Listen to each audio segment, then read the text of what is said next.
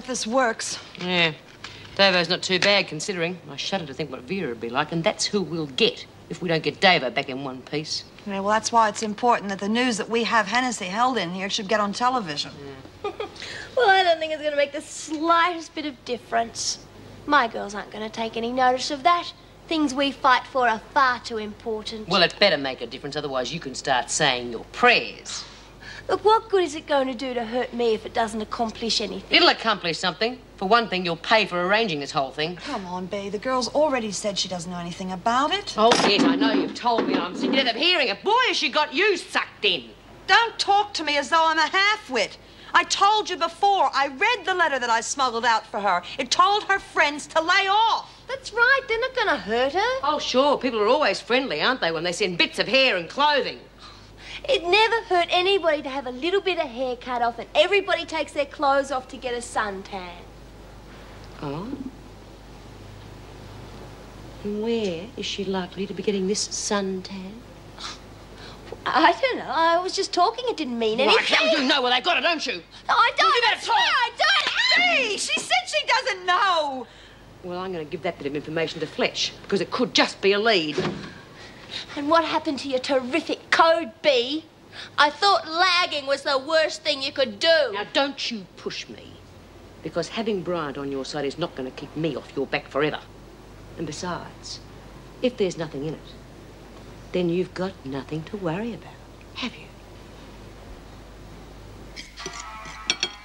You act like you haven't seen food in weeks. Well, I get hungry when I'm nervous. You look like a pig. Take it easy, will you? I've got a weak stomach. Will you get off my back? I'm fed up with you telling me what to do. If I'm hungry, I'll eat. Obviously. Well, who put you in charge anyway? Look, just relax, would you? I think we're both getting a bit jumpy. Jumpy? I'm going crazy cooped up in here with you on my back all the time. Okay. Could somebody loosen these ropes, please? They're hurting my legs. What do you think you're doing? Well, we could loosen them a little. She can't get far with her hands tied behind her. She's tried to get away twice. Oh, come on, you're not making sense. She wasn't tied up then. Please. All right. What can she do? We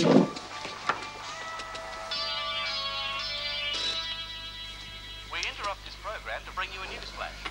Mrs. Erica Davidson, the governor of Wentworth Detention Centre, is missing, kidnapped by a terrorist group. A leader of the group, Andrea Hennessy, is being held hostage in Wentworth by a group of prisoners, and her release is demanded in exchange for Mrs. Davidson's.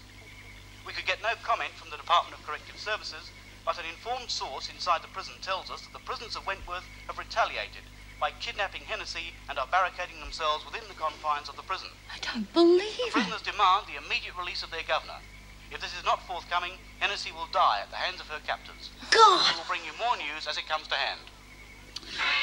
They're bluffing, and keep that thing on. There might be more later. Well, how do we know they're bluffing? Because it doesn't make sense. A prison's got guards and things.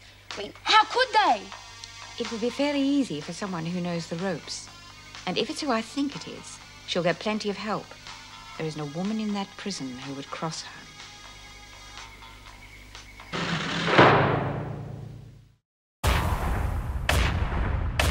He used to give me roses. I wish he could again. But that was on the outside, and things were different then. On the inside, the sun still shines, and the rain falls down.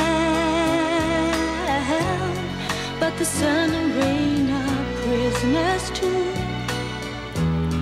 when morning comes around. Last night I dreamed we were together, sharing all the love we'd known, till I had to face the nightmare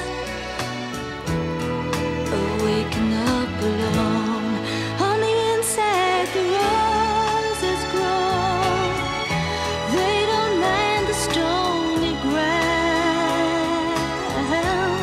but the roses here are prisoners too